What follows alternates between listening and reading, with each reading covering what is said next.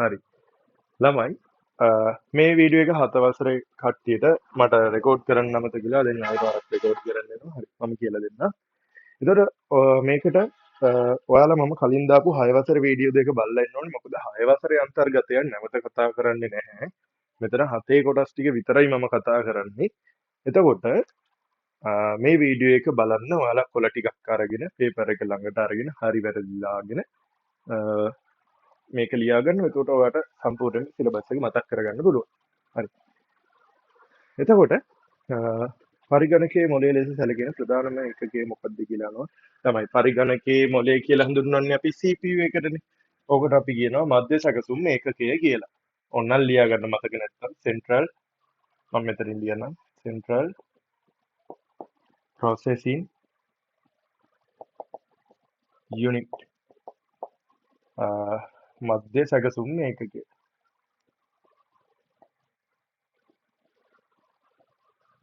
මධ්‍ය සැකසුම් ඒකකය. එතකොට මෙයාටම තමයි අපි කියන්නේ සකසනේ ප්‍රොසෙසර් එක කියලා.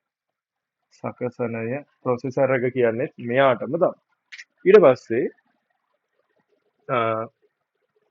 මෙතන උත්තරවලට තියෙනවා සසම්භාවී ප්‍රවේශ මතකය, දෘඩ තැටිය, මධ්‍ය සැකසුම් ඒකකය, මව් පූර්ව. එතකොට මේකට උත්තරේ වෙන්නේ මධ්‍ය සැකසුම් ඒකකය. දෘඩ තැටිය කරන්නේ දත්ත තැන්පත් කිරීම ලියන්න ඕනේ. දත්ත තැන්පත් කිරීම. ඊට පස්සේ RAM එක කියන්නේ తాවකාලික මතකයක්. මදර් බෝඩ් එක තමයි ඉතින් සියලුම උපාංග සම්බන්ධ කරගන්නේ. හරි. ඊට පස්සේ අපි යනවා ඊළඟ ප්‍රශ්නෙට. දෙවන පරම්පරාවේ පරිගණක සඳහා භාවිතා කරන ඉලෙක්ට්‍රෝනික තාක්ෂණය ළමයි රික්තක නල පළවෙනි පරම්පරාවට ලියන්න මෙතනින් ලියන්න රික්තක නල වලට ලියන්න පළමු පරම්පරාව ට්‍රාන්සිස්ටර් දෙවෙනි පරම්පරාව අනුකලිත තුන්වෙනි පරම්පරාව ශුද්‍ර සගතන හතරවෙනි පරම්පරාව. එතකොට මේකට උත්තරේ වෙන්නේ ට්‍රාන්සිස්ටර්. ඊට පස්සේ මධ්‍ය සැකසුම් මේකකයේ CPU ක්‍රියාකාරී වේගයේ මනිනු ලබන සම්මත ඒකකය ළමයි හර්ට්ස් වලින් අපි මනින්නේ සකසනේ වේගය. එතකොට ඒකට උත්තරේ හර්ට්ස්. මීටර වලින් දිග මනින්නේ, වොට් වලින් ක්ෂමතාවය මනිනවා. කියන්නේ ඒක සයන්ස් වලට බාර පාර්ට් එකක්. ක්ෂමතාවය කියන්නේ අර යම්කිසි භාණ්ඩයක් ඉදිරිපත් කරන ශක්ති ප්‍රමාණය නැත්නම් තප්පරයක් තුල ඉදිරිපත් කරන ශක්ති ප්‍රමාණයද හිතන්නකො බල්බ් එකක වොට් 20යි වොට් 100යි සැලකුවොත් එකම කාලයේදී මේ බල්බ් දෙක එළියට දෙන ආලෝක ප්‍රමාණය වෙනස්නේ. අන්න ඒ නිසා තමයි ඒකේ වොට් ප්‍රමාණයන් දෙක වෙනස් වෙන්නේ. එතකොට වොට් වලින් මනින්නේ අන්නේ ශක්තිය ලබා දෙන ක්ෂමතාවය. කියන්නේ ශක්තිය ලබා දෙන ශීඝ්‍රතාවය ඇත්තටම කිව්වොත් ඒක අපිට IT වලට අදාළ දෙයක් නෙවෙයි. එතකොට බයිට් වලින් අපි මනින්නේ මතකධාරිතාවය. මෙතන ලියන්න මතකධාරිතාවය. ඊට පස්සේ පරිගණකය තුල සියලුම ගණිතමය හා තාර්කික මෙහෙයුම් කරන්නේ කවුද? මෙන්න මේ හාදයනේ. අංක ගණිතමය හා තාර්කික ඒකක. පාලන ඒකකය මොකද කරන්නේ? දෘඩාංග සහ මෘදුකාංග පාලනය කරනවානේ. මෙතනින් ටක් ගාලා ලියන්න. දෘඩාංග පාලනය. මම කියනවා මේකේ වැඩි නම් වීඩියෝ එක නවත්තලා ලියන්න. දෘඩාංග පාලනය. හරි. මතක රෙජිස්ටර් මොකද කරන්නේ? తాවකාලික මතක ගබඩාවක් විදියට කටයුතු කරනවා. ආදාන ඒකකය කියලා එකක් නැහැ. එතකොට මේකට උත්තරේ මේක. පහත සඳහන් ඒවායින් පරිගණක මෙහෙයුම් පද්ධතියක් නොවන්නේ ළමයි Microsoft Windows මෙහෙයුම් පද්ධතියක්, Linux මෙහෙයුම් පද්ධතියක්, macOS මෙහෙයුම් පද්ධතියක්. උත්තරේ වෙන්නේ OpenOffice Writer. මේක තමයි උත්තරේ. OpenOffice Writer. මතකද මෙහෙයුම් පද්ධති වර්ගීකරණය? අපි ටක් ගාලා දාගමු. මෙහෙයුම් පද්ධති වර්ගීකරණය ගැන කතා කරනකොට ජංගම දුරකථන වල භාවිත වන මෙහෙයුම් පද්ධති සහ පරිගණක වල භාවිත වන මෙහෙයුම් පද්ධති කියලා කොටස් දෙකකට බෙදුණා. එතකොට පරිගණක වල භාවිත වන මෙහෙයුම් පද්ධති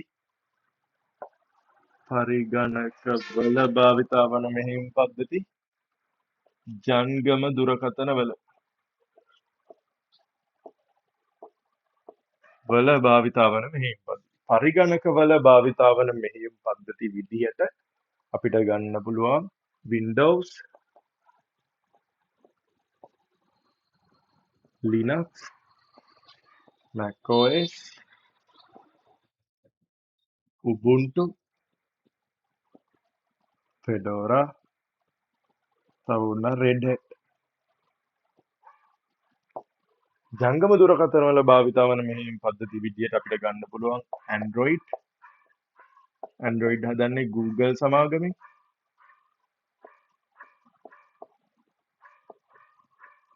iOS හදන්නේ Apple සමාගමෙන්.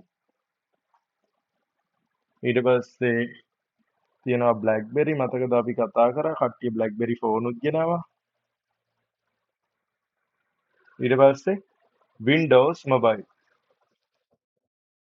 Windows Mobile කියලා කියන්න ඕනේ. Windows කියලා කිව්වොත් වැරදි. Windows කියලා කිව්වොත් පරිගණකවල භාවිතා වන එක එන්නේ. ඒතර මතක නැත්තම් ඕක ලියා ගන්න. මතක නැත්තම් ඕක ලියා ගන්න.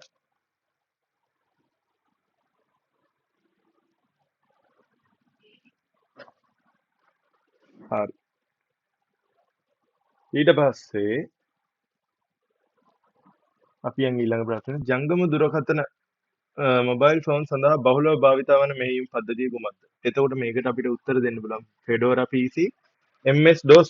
ළමයි MS DOS කියන්නේ පරිගණකවල භාවිතා වන මෙහෙයුම් පද්ධතියක්. මෙතනින් ලියමු MS DOS. MS DOS භාවිතා වෙන්නේ පරිගණකවල. ඒතර මේකට උත්තරේ මොකද්ද? මේකට උත්තරේ වෙන්නේ Android. මෙතන ලියන පරිගණකවල කියලා ලියන්න ඕන මෙතෙන්ට. ඊට පස්සේ දත්තා උපදෙස් ස්ථීරව තැන්පත් කර තබා ගැනීම සඳහා යොදා ගන්නා ප්‍රකාශ මාධ්‍යය වන්නේ ප්‍රකාශ මාධ්‍යනේ. ප්‍රකාශ මාධ්‍ය කියලා කියන්නේ ළමයි මම මේක මතක් කරන්නම් නැවත. හරි මේක ලියුවේ නැත්තම් වීඩියෝ එක නවත්තලා ලියා ගන්න. ලිව්වනම් වීඩියෝ එක ප්ලේ කරන්න. මම මේක දැන් මකන්නයි යන්නේ. හරි. ළමයි ආචේන උපන් අපිට බෙදන්න පුළුවන් ඒ වගේ භාවිතා වෙන තාක්ෂණය අනුව ප්‍රධාන වශයෙන් කොටස් තුනකට. ආචේන උපාංග.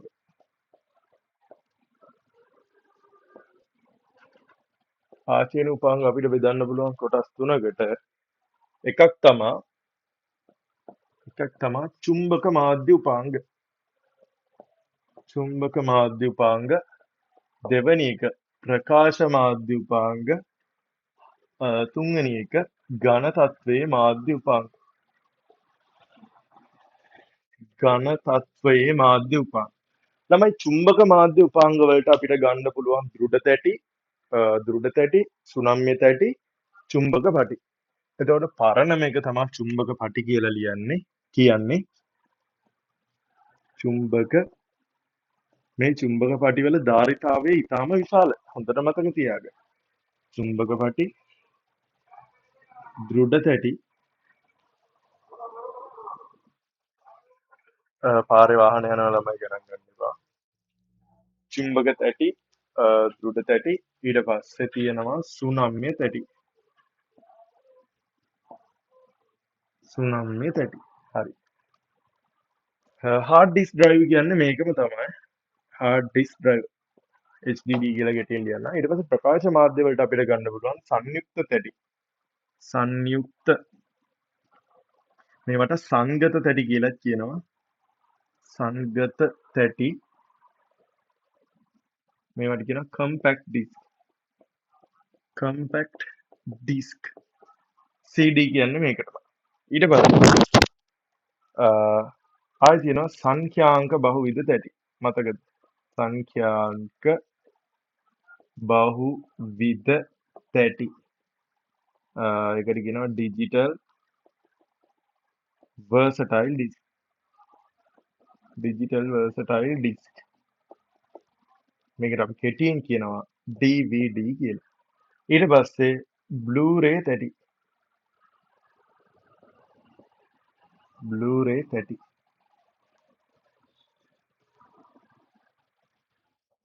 Blu-ray තැටි. හරි. ඝන තත්ත්වයේ මාධ්‍ය උපාංග වලට ආපුවාම අපිට දෙන්න පුළුවන් පෑන් දාවක. පෑන් දාවක pen drive. ඊට පස්සේ හැන්දාවක ඊට පස්සේ මතක කාඩ් පත්, මෙමරි කාඩ්ස් මතකද? මෙමරි කාඩ්ස් ඊට පස්සේ තියෙනවා SSD ඝන තත්ත්වයේ තැටිදාවක්. හරි. එතකොට මේක තමා මෙතනදි කතා කරන්න ඕනේ. ඔයාලට මතකද මම ගිය පාර ඉගැන්නුවා CDR කියලා තිබ්බොත් සහ CDRW කියලා තිබ්බොත්, DVD R කියලා තිබ්බොත්, DVD RW කියලා තිබ්බොත් මොකද වෙන්නේ කියන එක.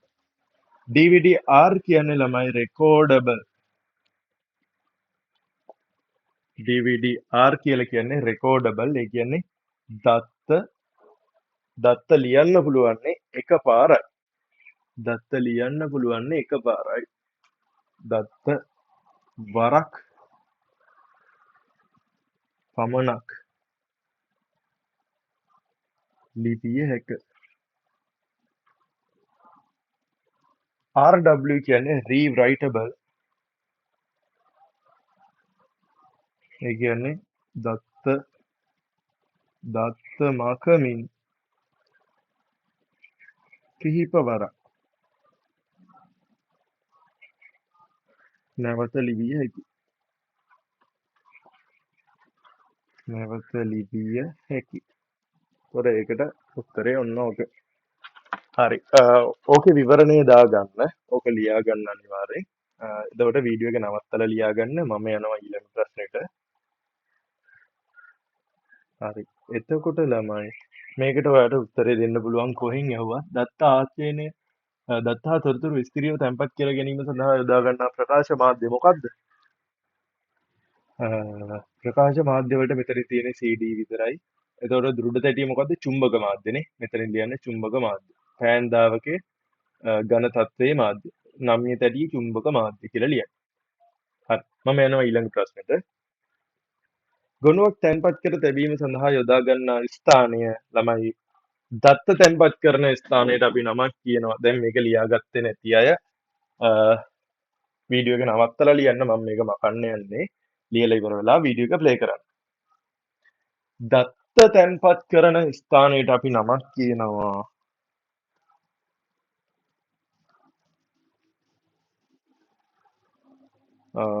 දත්ත තැන්පත් කරන ස්ථානයට අපි නමක් කියනවා මොකද්ද නම? ගොනුව කියලා. හරිද?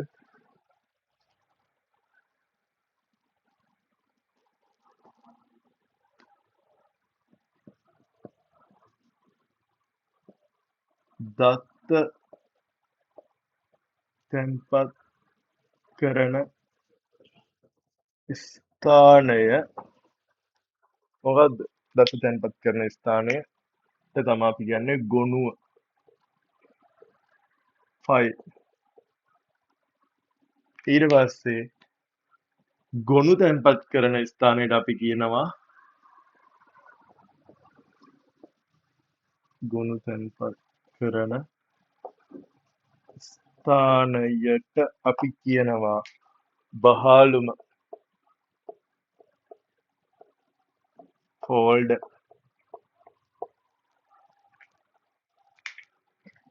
හරි. ගොනුවක් තැන්පත් කර තැබීම සඳහා යොදා ගන්නා ලද ස්ථානය හඳුන්වන්නේ ගොනු බහාලුම කියලා. එතකොට මේකට උත්තරේ මේක. ගොනු බහාලුම.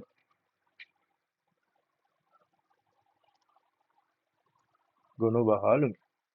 මෘදුකාංගය නෙමෙයි, මවපූර්ව නෙමෙයි, මෙහෙයුම් පද්ධතියක් නෙමෙයි. විදුලිය විසන්ධි වීමක් වැනි හදිසි තත්ත්වයකදී පරිගණකය ආරක්ෂා කරගන්න පුළුවන් වෙන්නේ අපිට මොකෙන්ද? CCTV වලින් බෑ, පාස්වර්ඩ් වලින් බෑ, ප්‍රතිවෛරස වලින් බෑ, UPS වලින් පුළුවන්. CCTV වලින් ආරක්ෂා කරගන්න වෙන්නේ මොන වගේ වෙලාවකද අපිට? CCTV වලින් ආරක්ෂා කරන්න පුළුවන් සොර සතුරු උවදුරු වලින්. මෙතනින් ලියන්න සොර සතුරු උවදුරු සහ අනවසර ප්‍රවේශ වීම කියලා ලියන්න.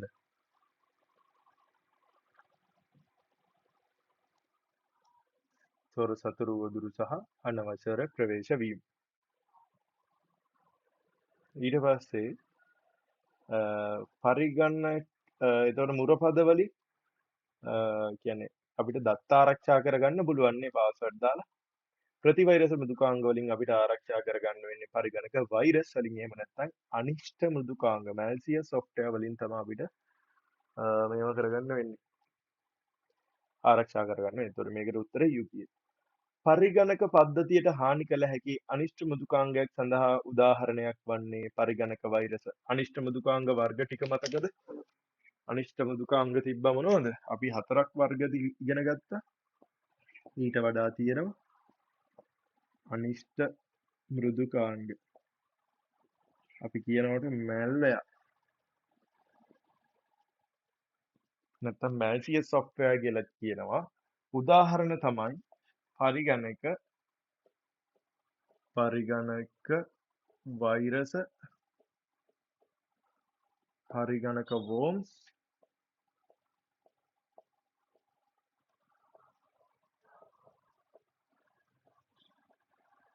මේවට අපි කියන කම්පියුටර් වෛරස් විරුස් කියලා ලියන්නේ. Computer worms, computer worms.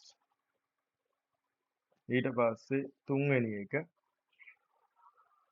ඊට පස්සේ තිබ්බා Trojan අශ්වයා, Trojan horse, Trojan අශ්වයා. ඊට පස්සේ Trojan horse. ඊට පස්සේ තිබ්බා තව එකක් මොකද්ද? පිළියොත්තු කාරක. very good. පිළියොත්තු කාරක. මේකට අපි කියනවා spyware. හරි. ඊට පස්සේ පරිගණක මුරු පදයක් සකස් කිරීමේදී ළමයි අරක ලියා ගන්න ඕනේ ඔයගොල්ලෝ. ලියා ගන්න කාලේ මදි නම් වීඩියෝ එක නවත්තලා ලියා ගන්න. හරි.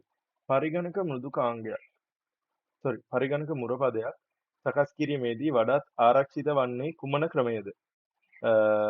තමාගේම නම පමණක් යෙදීම, දුරකථන අංකය පමණක් යෙදීම, අකුරු ඉලක්කම් සහ සංකේත මිශ්‍ර කර යෙදීම, උපන්දිනය යෙදීම.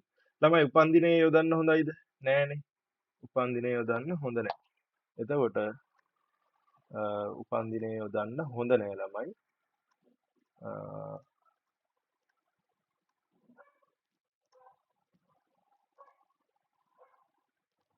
මෙතෙන්ට උපන්දිනය දෙන්න හොඳ නෑ. එතකොට කට්ටිය ගෙස් කරන්න පුළුවන්. දුරකථන අංකය පමණක් යොදන්නත් හොඳ නෑ. තමාගේ නම පමණක් යොදන්නත් හොඳ නෑ. එතකොට හරිම උත්තරේ මෙන්න මේක.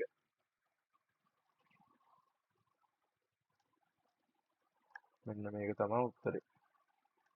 හරි. යතුරු පූර්ව දෙස නොබලා වේගෙන් සහ නිවැරදිව යතුරු හැසීමට අපි කියනවා ස්පර්ශ යතුරුකරණය. ස්පර්ශ යතුරුකරණයෙන් අපිට වාසි දෙකක් හම්බ වෙනවා. මොකද්ද? වේගයෙන් සහ නිවැරදිව යතුරු ලියනය කිරීම. ඒක තමයි වාසි දෙක. කාලය ඉතිරි වෙනවා වේගවත් නේද? ලියමු. යතුරු පූර්ව දෙස නොබලා වේගයෙන් සහ නිවැරදිව යතුරු ලියනය කිරීමට අපි කියනවා ස්පර්ශ යතුරුකරණය කියලා. යතුරු පූර්ව දෙස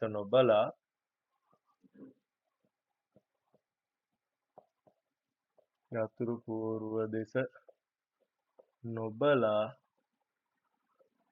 වේගයෙන් නිවැරදිව. එතකොට යතුරු පූර්ව දේශ නොබලා නම් අපි කොහෙද බලන් ඉන්නේ? වේගයෙන් හා නිවැරදිව යතුරු ලියනේ. ඔය කියන්නේ ටයිප් කරනවා කියලා. ඒකට අපි කියනවා ස්පර්ශ යතුරුකරණය.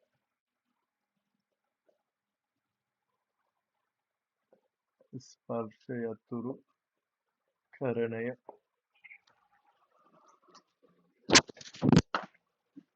හරි. ඊට පස්සේ එතකොට වදන් සැකසු මෘදුකාංගයක නව ලේඛනයක් සුරකීම. ළමයි නව ලේඛනයක් සුරකීමට උත්තරේ control S. control V වලින් වෙන්නේ paste වෙන එක. ඇලවීම. මෙතනින් ලියන්න ඇලවීම paste. control P print මෙතන ලියන්න මුද්‍රණය. control C copy පිටපත් කිරීම. ඒවා එතනින් ලියන්න ඕනේ. හොඳේ. හරි ෂෝට්කට් නම් ඔයාලගෙන් අහන්නේ. ඔයාලගෙන් tool එක දීලා හරි. word වල tools ටිකක් තිබ්බනේ මතකද? undo, redo, save, open අන්නේ මේවා ටික බලන්න අනිවාර්යෙන්. මතකද ඔයාලට ඒ ටික? අපි පොඩ්ඩක් අච්චුපොත පැත්තේ යමු. ගන්නකො අච්චුපොත ළඟට ඔයාලා සෙනිකව. grade 7 textbook මේක workbook එකනේ.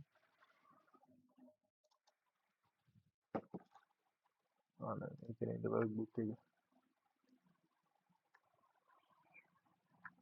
වදන් සැකසීම කලින් නේද ළමයි තිබ්බේ?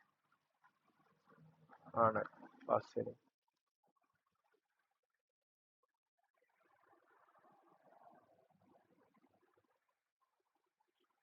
වදන් සැකසීම.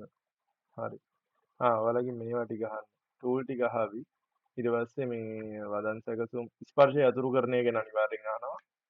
ඊට පස්සේ වදන් සැකසුම් මෘදුකාංග වලට උදාහරණ හයි ඒවා මෙන්න මෙතන තියෙනවා. බලන්න Microsoft Office, LibreOffice Writer, OpenOffice Writer, iWork Pages, ඊට පස්සේ Corel Word Perfect ඒ වගේ ඒවා. ඊට පස්සේ වදන් සැකසුම් මෘදුකාංගයකින් ලැබෙන වාසි. නැත්නම් වදන් සැකසුම් මෘදුකාංගයකින් කරන්න පුළුවන් දේවල් අහයි. ලේඛන නිර්මාණය සුරැකීමට පසුභාවිතය සඳහා ලේඛනවල වචන සොයන්න පුළුවන්. ලේඛන එඩිට් කරන්න සංස්කරණය කරන්න පුළුවන්. පිටපත් ගණනාවක් මුද්‍රණය කරන්න පුළුවන්. අක්ෂර වින්‍යාස සහ දෝෂ අක්ෂර හා ව්‍යාකරණ දෝෂ හොයන්න පුළුවන්. වචන ගාන ගණන් කරන්න පුළුවන්. ලේඛන මුද්‍රණය කරන්න පුළුවන්. ඔන්න ඔය වගේ වාසි බලන්න. ඊට පස්සේ අතුරු పూర్වයේ අතුරු වර්ග ටික පොඩ්ඩක් බලා ගන්න. මෙන්න මේවා. හරි. ඊට පස්සේ ස්පේස් යතුරේ ටැබ් යතුරේ වෙනස අහනවා. ස්පේස් යතුරෙන් චූටි හිස්තැන් තියෙනවා. ටැබ් යතුරෙන් ලොකු හිස්තැන් තියෙනවා. ඒවා කලින් 6 වසරේ ටියුට් එකේ 6 වසරේ පේපර් එකේ කතා කරා. වචන දෙකක් අතර හිස්තැනක් තැබීම සඳහා භාවිතා කරන්නේ එන්ටර් යතුරෙන් බෑ, shift එකෙන් බෑ. ස්පේස් එක තමයි උත්තරේ. එන්ටර් යතුරෙන් මොකද වෙන්නේ? එන්ටර් යතුරට ලියන්න ළමයි කර්සරය පහළට ගැනීම. මේකට ලියන්න කර්සරය පහළට ගැනීම. කර්සරය පහළට ගැනීම. කර්සරය පහළට ගැනීම.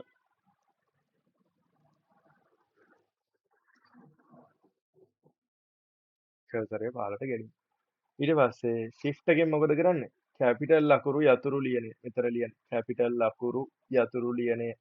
කැප්ස් ලොක් එකකටත් ඒකම ලියන්න. කැපිටල් ලකුරු යතුරු ලියන්නේ. වීඩියෝ එක නවත්තලා ලියන්න. හරි. මම යනවා ඊළඟ ප්‍රශ්නෙට. පහත් සඳහන් ඒවායින් වදන් සැකසීම සඳහා භාවිතා කළ හැකි මෘදුකාංගයක් වන්නේ. ඕපන් ඔෆිස් රයිටර් පුළුවන්. Ubuntu පුළුවන්. Windows 10 පුළුවන්. හැබැයි Scratch වලින් අපිට Word හදන්න බෑ. වචන සංස්කරණය කරන්න බෑ. ලිපි හදන්න බෑ. ගැටලුවක් විසඳීමේදී භාවිතා කළ ගැටලුවක් විසඳීම සඳහා ළමයි ඔයාලගේ වදන් සැකසුම් මෘදුකාංගවල අහන්න පුළුවන් වලාකුළු පරිගණක සංකල්පය පදනම් කරගන්න. අන්තර්ජාලය ඔස්සේ භාවිතා කරන වදන් සැකසුම් මෘදුකාංගයක් ලියන්න කිව්වොත් ඔයාලට ලියන්න පුළුවන් Google Docs ඔය වර්ඩ් ප්‍රශ්න ගාවින් ලියන්න Google Docs.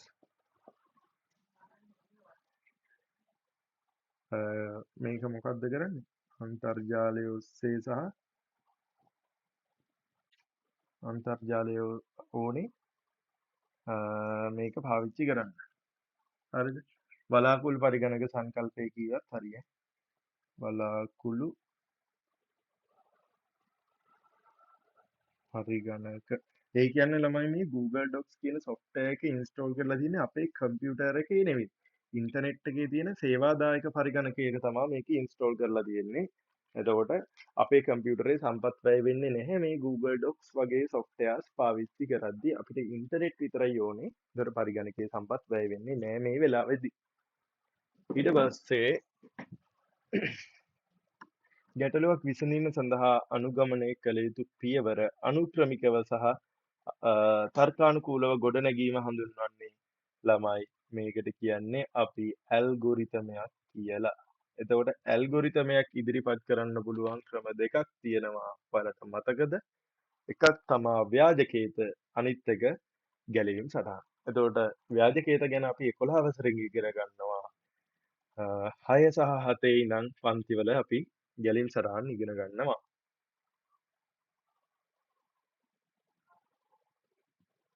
හරි.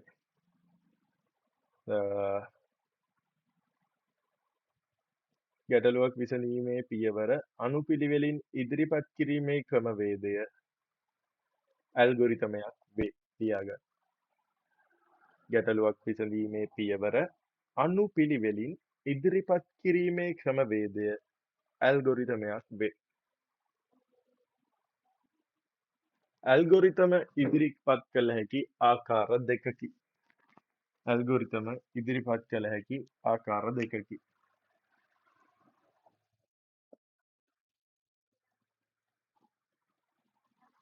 ඉදිරිපත් කළ හැකි ආකාර දෙකයි. එකක් තමා ව්‍යාජකේත. අනිත් එක ගැලීම් සටහන්.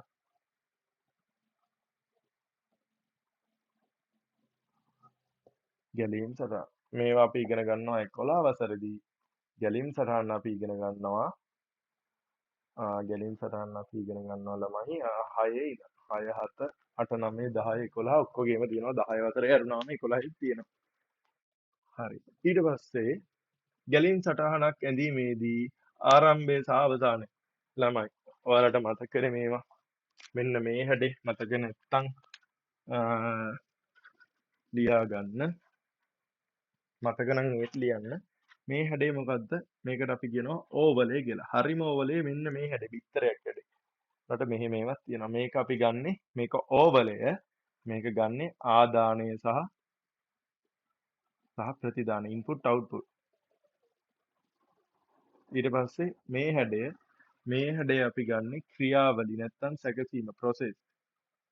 ඉංග්‍රීසි මීඩියම් කට්ටිය නැති හින්දා මම සිංහලෙන්ම කියන්නම්. සැකසීම. ඊට පස්සේ මේ තියෙන්නේ මොකක්ද ළමයි? මේකට අපි කියනවා මේක සමාන්තර ආශ්‍රය. මේක වැරදුනා නේද? කැකපැන්න. මෙතන ඉන්න ඕනේ ආරම්භය අවසානය. ආරම්භය අවසානය. ආරම්භය අවසානය. වැරදුනා. ඊට පස්සේ මෙතන ආදාන ප්‍රතිදාන. මැට්ට වගේ ඔයාලත් ලියාගත්තද? ඊට පස්සේ මේ තියෙන්නේ තීරණ ගැනීම. මේ තියෙන්නේ තීරණ ගැනීම. මේකට කියනවා දියමන්තිය රොම්බසය කියලා කියනවා. මේක ගන්න තීරණ වලට තේරීම.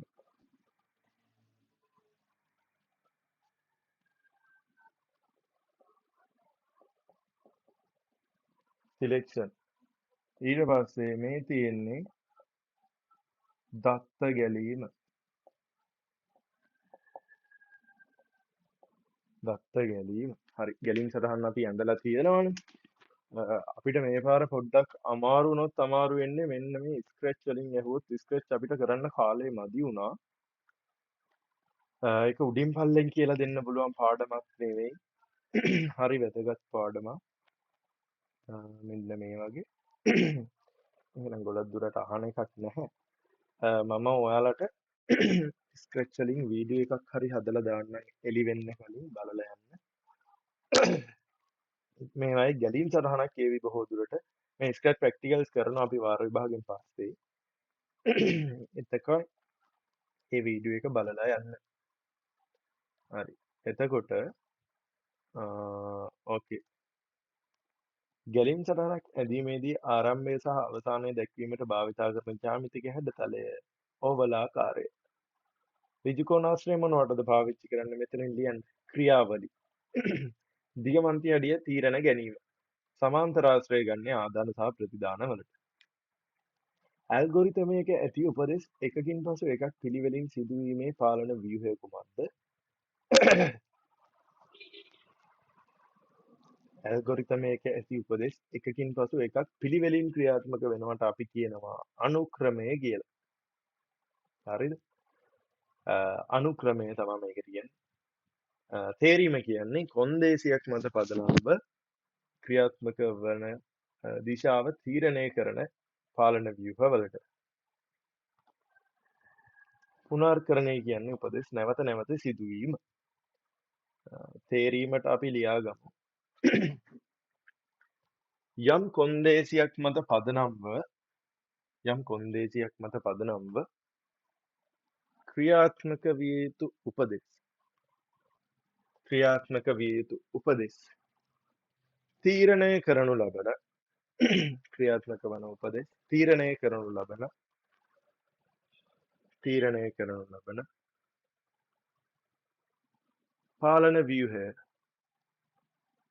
පාලන ව්‍යුහය තේරීමයි.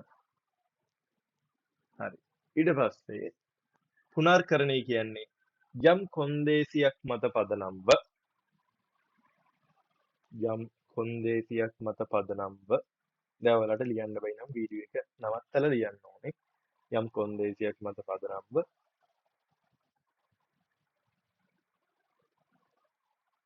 යම් උපදෙස් සමූහයක් නැවත නැවත ක්‍රියාත්මක වීම.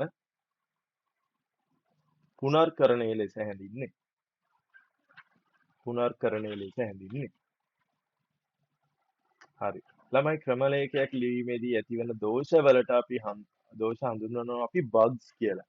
ඇත්තටම ඔය බග්ස් කියන නම එන්නේ මෙහෙමයි. ලෝකේ හදපු පළවෙනි පරිගණක වැඩසටහන අසමත් වෙලා තියෙන්නේ, ෆේල් වෙලා තියෙන්නේ ওই පුරු මිනිහෙක් හින්දා. ඒකයි දෝෂවලට බග්ස් කියලා කියන්නේ. තේරුණාද? වෛරස් ඇල්ගොරිතම ෆෝල්ඩර නෙවෙයි. බග්ස් කියලා කියන්නේ. දෝෂ බග් එකක් ආවා කියන්නේ නැති. හරි. සමහර බග් WhatsApp වලත් බග්ස් තියෙනවා ළමයි වෙලාවට මැසේජස් යන්නේ නැහැ. ඒ බග්ස් ඉන්නවා. ඒ සරලම කිව්වොත් ඒන දෝෂ වලට අපි බග්ස් කියලා කියන්නේ. 7 ශ්‍රේණී ක්‍රමලේඛ සංවර්ධනය සඳහා යොදා ගන්නා මෘදුකාංගය. Photoshop වලින් චිත්‍ර අඳිනවා. Mac OS කියන්නේ මෙහෙයුම් පද්ධතියක්. Excel කියන්නේ පැතුරුම්පත් මෘදුකාංගයක්. මේකෙන් තමයි අපි වාර්තා හදන්නේ. ඒතකොට ස්කට් තමයි උත්තරේ වෙන්නේ.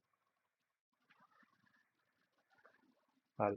මධ්‍ය සැකසුම් මේකකයේ පරිගණකයේ වැදගත්ම උපාංගයකි. ඇත්ත වශයෙන්ම මධ්‍ය සැකසුම් මේකකයේ ප්‍රධාන අභ්‍යන්තර කොටස් තුන නම් කරන්න. අපි පළවෙනියටම කරේ ඒක.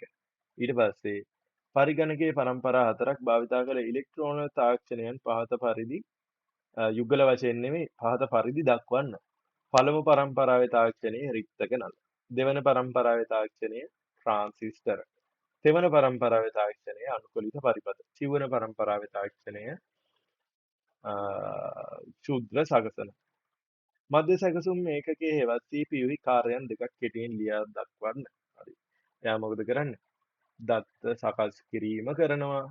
ඊට පස්සේ උපදෙස් ක්‍රියාත්මක කිරීම. ඊට පස්සේ ගණිතමය කටයුතු, තාර්කික කටයුතු සිදු කිරීම, ගණිතමය කටයුතු සිදු කිරීම අන්න මේ වගේ දේවල් ලියන්න පුළුවන්. ඊට පස්සේ පරිගණකයේ ක්‍රියාකාරීත්වය සඳහා මෙහෙයුම් පද්ධතිය සහ ආචරණ උපන් අත්‍යවශ්‍ය වෙයි. ඔව් ඇත්ත වශයෙන්ම මේවා නැතුව අපිට වැඩ කරන්න බැහැ ළමයි පරිගණකයක. මෙහෙයුම් පද්ධතියයි ආචරණ උපංගයි ඕනෙමයිනේ. ඊට පස්සේ පරිගණක මෙහෙයුම් පද්ධතියක් මගින් සිදු කරන කාර්යයන් තුනක් ළමයි මෙහෙයුම් පද්ධතිවල සේවා මොනවද? ලියන්න පුළුවන් පරිශීලක අතුරු මුහුණත් සැපීම, ගොනු කළමනාකරණය, දෘඩාංග කළමනාකරණය, ඊට පස්සේ මතක කළමනාකරණය, ක්‍රියාවලි කළමනාකරණය ඕවා ලියන්න පුළුවන් අපිට. ඒවා කතා කරලා තියෙන්නේ අපි. පහත දැක්වෙන ආචරණ උපාංග ප්‍රකාශ මාධ්‍ය, චුම්බක මාධ්‍ය සහ ඝන තත්ත්වයේ මාධ්‍ය ලෙස නිවැරදිව වර්ගීකරණය කර දක්වන්න. දෘඩ තැටිය මොකක්ද? අපි කලින් කතා කරා නේ. චුම්බක මාධ්‍ය. සංගත තැටිය කියන්නේ CD. එතකොට ඒක ඇවිල්ලා ප්‍රකාශ මාධ්‍ය. පැහැන්දාවක ඇවිල්ලා ඝන තත්ත්වයේ මාධ්‍ය. ඒවා ලියන්න ඕනේ මේක ඉස්සරහින් තියෙනවා නම් ලකුණු 3යි. ගොනුවක් සහ ගොනු බහලුමක් දෙකේ වෙනස පැහැදිලි කරන්න. ගොනු තැන්පත් ඒක අපි කතා කරාද? ඔව්නේ. මේකේ මේ උඩ කතා කරා මම හිතන්නේ. ද 6 වසර එක්කද මන්ද කතා කරා මට මතකයි. මෙතන කතා කරේ නැද්ද අපි? නෑනේ. 6 වසරේ මම කතා කරන්නේ නැත්තේ. ගොනු තැන්පත් කිරීම සඳහා භාවිතා වන අවකාශයේ ගොනුව වන අතර මොකද මන්ද පොඩ්ඩක් ඉන්න වැරදුනා. දත්ත තැන්පත් කිරීම සඳහා භාවිතා වන අවකාශය ගොනුව වන අතර ගොනු තැන්පත් කිරීම සඳහා භාවිතා වන අවකාශයේ බහලුමයි. ගොනු තැන්පත් කිරීම සඳහා දත්ත තැන්පත් කිරීම සඳහා භාවිතා වෙන්නේ මොකක්ද? ගොනුව ගොනු තැන්පත් කිරීමට බහලුව. දත්ත තැන්පත් කරන අවකාශය මේකට අපි කියනවා ගොනුව. ගොනුවක් කොටස් දෙකයිනේ. ඊට පස්සේ ගොනු තැන්පත් කරන අවකාශය මොකක්ද? ගොනු තැන්පත් කරන අවකාශය බහලුම ෆෝල්ඩ්.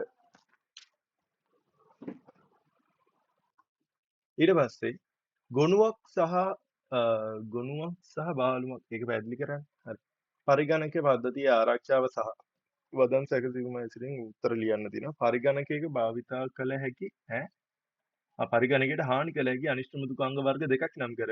ඉන් පරිගණකය භාවිත ආරක්ෂා කරගත හැකි ක්‍රමයක්. තමයි අනිෂ්ට මෘදුකාංග වර්ග 4 දැම්මා. ඒ හතරෙන් කැමති දෙකක් ලියන්න. මේ වගේ ආරක්ෂා කරන්න අපිට කරන්න පුළුවන් දේවල් තුනක් මම කියන්නම්. එකක් තමයි අනිෂ්ට මෘදුකාංග භාවිතය. අනිත් එක පිටින් බාහිර ආචානුපාංග සම්බන්ධ කිරීමේදී විමසිලිමත් වෙන්න ඕනේ ඒකේ වෛරස් තියෙද නැද්ද කියලා හොයාගන්න. ඒක දෙවෙනි කරුණ.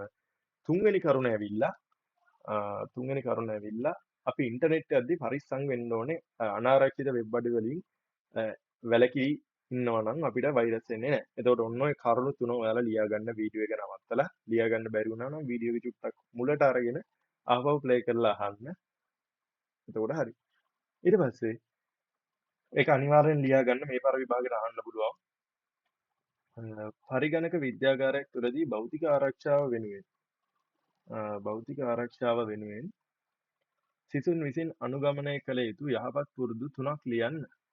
භෞතික ආරක්ෂාව වෙනුවෙන් කරන්න පුළුවන් යහපත් පුරුදු මොනවද? මේකට උත්තර ලියන්න පුළුවන් ඔයාලට. භෞතික ආරක්ෂාවට CCTV හයි කරන්න පුළුවන්. විද්‍යාගාරය අගුළු දාන්න පුළුවන්. ආහාර පාන රැගෙන යන්නේ නැතිව ඉන්න පුළුවන්. ඊට පස්සේ සපත්තු ගලවලා යන්න ඕනේ. දුවපැන සෙල්ලම් කරන්න නැතුව ඉන්න ඕනේ. ඊට පස්සේ අන්න ඒ වගේ දේවල්. ඒවා පොතේ තිබ්බනේ ආරක්ෂාව ගැන කතා කරනකොට. බලන්න පද්ධතිය ආරක්ෂාව ගැන කතා කරන හරිය ওই ටික තිබ්බා. එතකොට භෞතික ආරක්ෂාව සහ දෘඩාංග ආරක්ෂාව පොඩ්ඩක් බලන්න. මෙන්න මේකෙනුත් අහන්න ඉඩ තියෙනවා. හොඳ. ලේඛනයේ වැරදි අවම වීම මේ වගේ අර යතුරු ස්පර්ශ යතුරු කරණේ වාසි.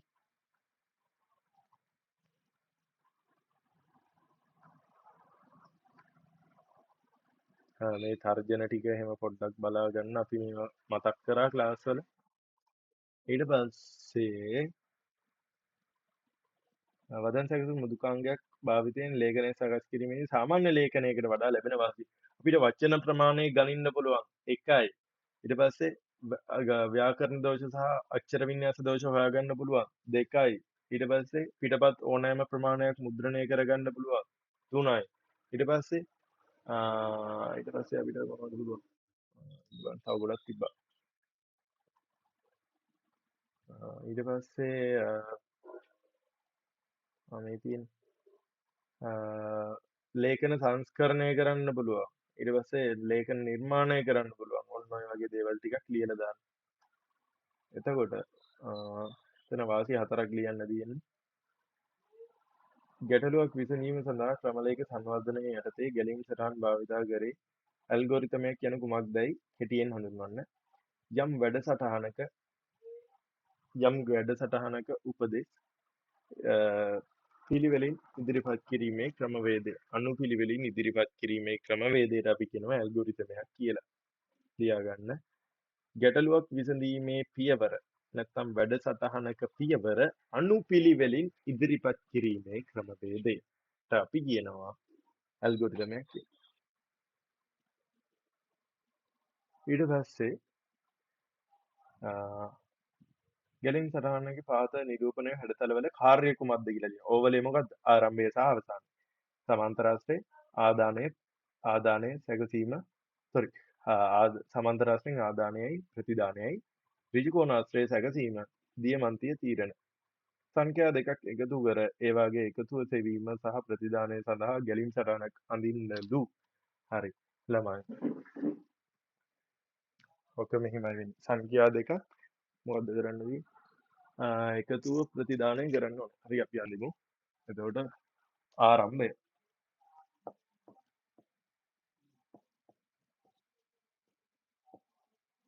ආරම්භ වුණාම ඊට පස්සේ පළමු සංඛ්‍යාව ඇතුල් කිරීම.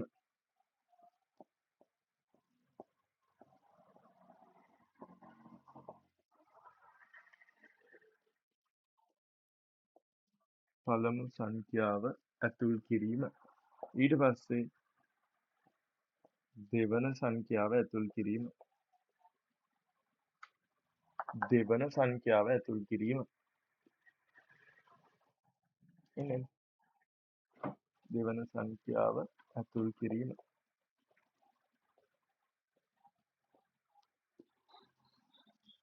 ඊට පස්සේ සංඛ්‍යා දෙක එකතු කරන්න නේද තියෙන්නේ?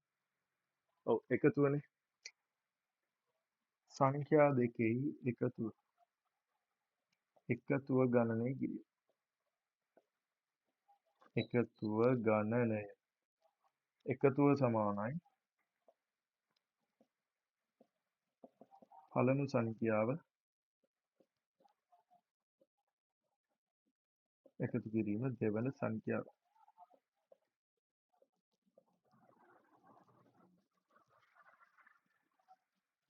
ළමයි මේ ප්‍රශ්නේ කියලා දීලා තියෙනව නේද? පළමු සංඛ්‍යා දෙකක් නම් 1 සහ නම් 2. එතකොට අපිට ඕන නම් පළමු සංඛ්‍යාව වෙනුවට ලියන්න පුළුවන්.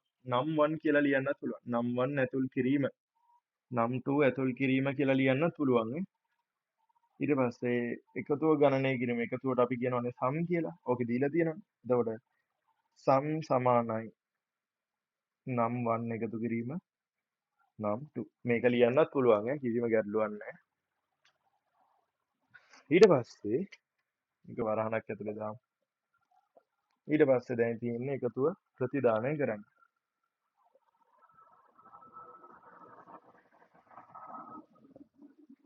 එකතුව ප්‍රතිදානය. එකතුව ප්‍රතිදානයේ හැඩය මෙන්න මේක. ඊට පස්සේ තියෙන අවසානයේ මෙතනින් ලිව්වොත් පේන්නේ නැහැ. මම මේ පැත්තට ඉතලයක් දාලා ලියන්නම්. අවසානයේ. හරි. ඔයාලට දෙනවා වැඩක්. සංඛ්‍යා දෙකක ගුණිතය හොයන්න ඕනේ මේ විදිහටම. සංඛ්‍යා දෙකක ගුණිතය ප්‍රතිදානය කරන්න ඕනේ. ඒකේ ෆොටෝ එකක් දාන්න ගෲප් එකට සහ ළමයි 9 වසරේ ළමයින්ට ස්කෙච් වල අහලා තිබ්බාර මෙහෙම එක මේ ඔය රවුම් අඳින එක ඔයාලගෙත් අහවි මෙන්න මේක. අපි මේකේ ප්‍රැක්ටිකල් එක අනිවාර්යෙන් වීඩියෝ එකක් කරලා යමු. වීඩියෝ එකක් දාන්නම් ඒක අනිවාර්යෙන් බලලා යන්න. හරිද? මේක අනිවාර්යෙන් බලලා යන්න. මේක හෙට එළි වෙන්න කලින් මම දානවා. මෙන්න මෙතන පොතේත් බලලා යන්න. මේක මේ ප්‍රෝග්‍රෑම් එක හදන විදිහ අපි බලමු. මේක නෙමෙයි.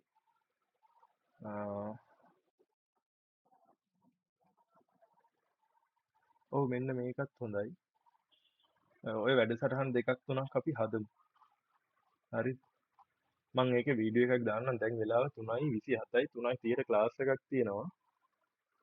එතකොට ඒක ඉවර වෙලා මට 6 ඉඳන් 9:30 10 වෙනකන් ක්ලාස් එකක් තියෙනවා. මම රෑ දාන්නම්. ඕගොල්ලෝ පාන්දර නැගිටලා අනිවාර්යෙන් ඒක බලලා යන්න. ඕගොල්ලෝ දැන් වෙනකන් හවස් වෙනකන් මම අර කලින් දාපු වීඩියෝ දෙකයි මේ වීඩියෝ එකයි බලන්න ඕනේ. මේක අප්ලෝඩ් වෙයි තව පැයක් වගේ යද්දි. එහෙනම් මෙතනින් අපි නවතිමු.